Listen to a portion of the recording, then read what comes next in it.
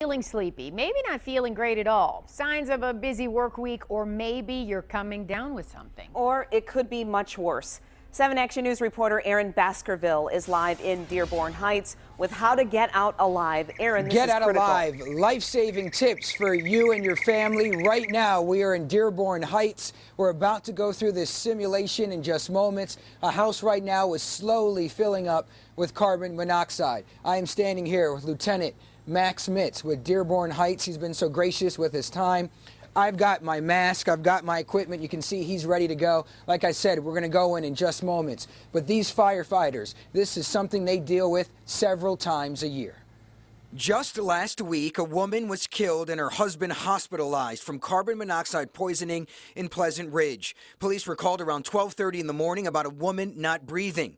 They performed CPR for about 30 minutes, but could not save her.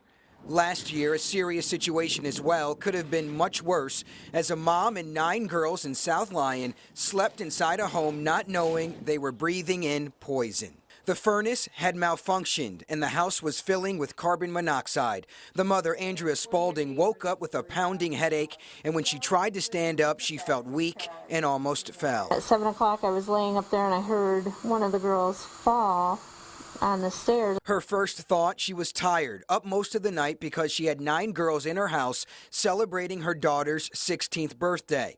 2 of her daughter's friends were also sick and they were going home. Another girl fell when trying to walk up the stairs. My friends and I were our heads hurt and we were dizzy and we couldn't really walk. After calling the fire department, they soon discovered their house was filled with carbon monoxide, the level 20%, a level that could kill some people. They said that if we were in there any longer and we didn't catch it, it could have been deadly. All of the girls are okay, thankfully, and grateful that it wasn't worse.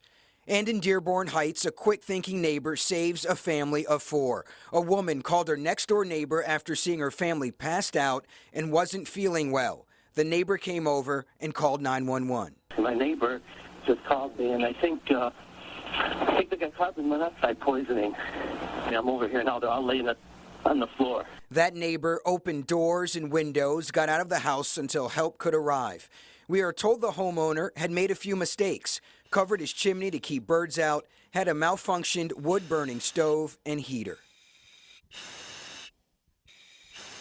All right, well, we're about to go inside right now. Let's check it out. What are we dealing with once we first open the door? Well, we open the door, we're going to check for carbon monoxide poisoning.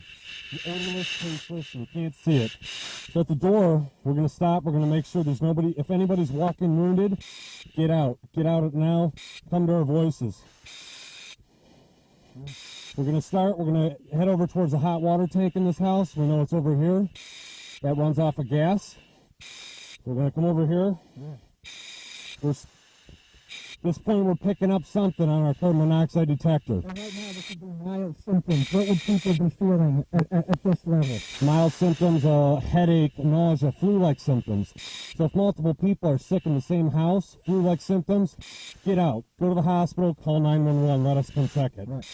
Then we're going to head over to like the kitchen area, which there's a stove, gas stove. We're going to check that. Slightly increasing, but we know it's not over in that area. Well, do you know how long you would have if you're in here at this point? You know, how long does it take before you start to feel this type of symptom? You know, we would never give them a time limit, but if you're asleep, who knows how long you're asleep? Who knows how long you're breathing the gas? Get out now. So at this point, you would probably be at a moderate to like high level of carbon monoxide poisoning, which something like that would be caused throbbing headache. Yep. Yep. You can hear it getting louder and louder. This is the source of what everybody's kind of talking about here. Correct. So we come over to the furnace area. Usually it's a black duct or something like that. Right. So that's going to be the heaviest amount of carbon monoxide coming out. And at this point, what are people feeling? I mean, this is the danger zone, right? Correct. This is deadly, right? Correct. This is throbbing headache, nausea, unconsciousness, ultimately death. Organ shutdown is going to affect your lungs. It's going to affect your heart. If you're not out at this point, this could cause death. All right. So thank you, Lieutenant Max Mitz.